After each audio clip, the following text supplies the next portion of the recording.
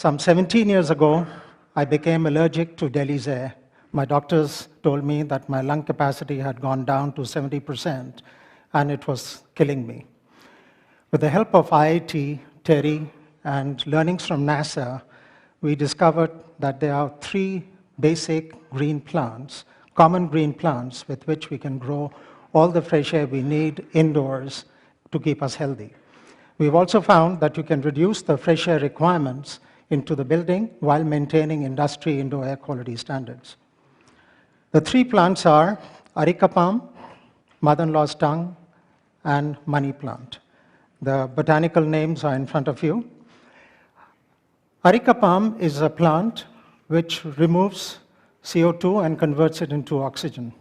We need 4 shoulder-high plants per person, and in terms of plant care, we need to wipe the leaves every day in Delhi, and perhaps once a week in cleaner air cities. We have to grow them in vermi manure, which is sterile, or hydroponics, and take them outdoors every 3 to 4 months. The second plant is mother-in-law's tongue, which is again a very common plant, and we call it a bedroom plant because it converts CO2 into oxygen at night. And we need 6 to 8 waist-high plants per person. The third plant is money plant, and this is again a very common plant, preferably grows in hydroponics. And this particular plant removes formaldehydes and other volatile chemicals. With these 3 plants, you can grow all the fresh air you need.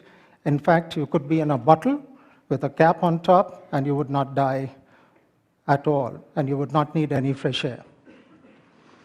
We have tried these plants at our own building in Delhi, which is a 50,000 square feet, 20-year-old building, and it has close to 1,200 such plants for 300 occupants. Our studies have found that there is a 42% probability of one's blood oxygen going up by 1% if one stays indoors in this building for 10 hours. The government of India has discovered or published a study to show that this is the healthiest building in New Delhi.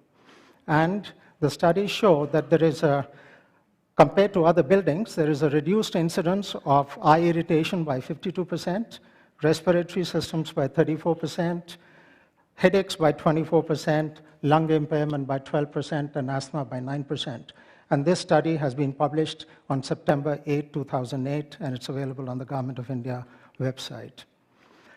Our experience points to an amazing increase in human productivity by over 20% by using these plants, and also a reduction in energy requirements in buildings by an outstanding 15% because you need less fresh air. We're now replicating this in a 1.75 million square feet building, which will have 60,000 indoor plants.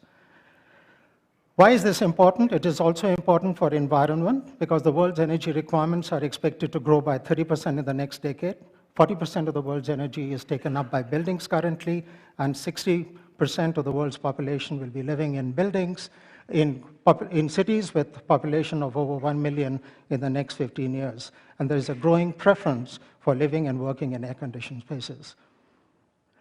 Be the change you want to see in the world, said Mahatma Gandhi, and thank you for listening.